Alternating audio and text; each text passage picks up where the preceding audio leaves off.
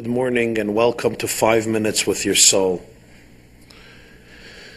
They tell the story about a couple living in their apartment, and her brother, who was a bachelor and did not have a job, moved in on them, and all of their attempts were futile. He just remained in the house 1 week, 2 weeks, 3 weeks. The poor couple was searching for ways of how to get rid of him. And they came up with a strategy. The husband tells his wife, "Tonight when you serve me soup, I will take 1 spoon of the soup and I will tell you that it's too salty. You will disagree with me. You will tell me that it's not salty. We'll get into a fake argument. And at the heat of the argument, one of us will ask your brother what is his opinion of the soup. And whoever he agrees with, the other one will throw him out of the house."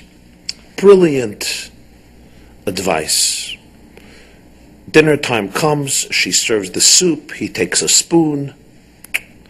Honey, usually you're on target, but today the soup is an abomination. You will not catch me eating this soup on my dead body. And his wife says, "This is gourmet, impeccable, flawless soup." He says, "This soup belongs to the devil." She says, "Your mother can't make such soup to save her life." To make a long argument short, from a fake argument it turned into a very real fight. A third world war broke out between that couple. Every iota of resentment that was stored away in her psyche for many years emerged. Finally, at the height of the argument, he turns to her brother and says, "What is your opinion of the soup?" And the brother meditates for a few moments, scratches his forehead and says, "You know, I have to live here for another few months. I can't afford to take any sides." The mystics ask the question, what is the difference between children and adults? Why is it that children easily forgo grudges, and yet adults harbor them for such a long time?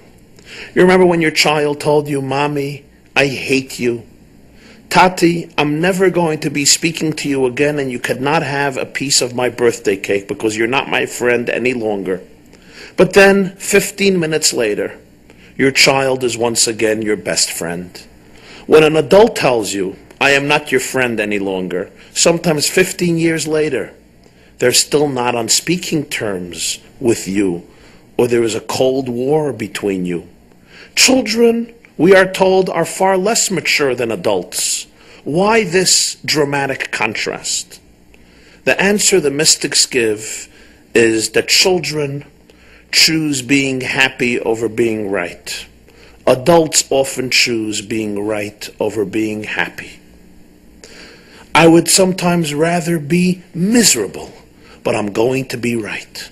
Sometimes couples mistakenly allow the sun to set over their resentment towards each other.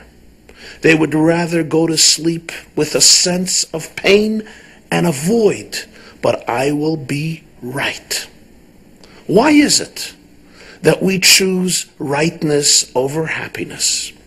It's this false sense of pride and ego that if I will be vulnerable, if I will acknowledge my imperfections and my mistakes, if I will be accountable and say I'm sorry, somehow my identity will be diminished.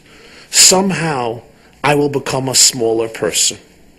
The truth is, when you forgo the need to be right for the need to be happy, you become a much larger person, a much deeper person, a much more trusted person.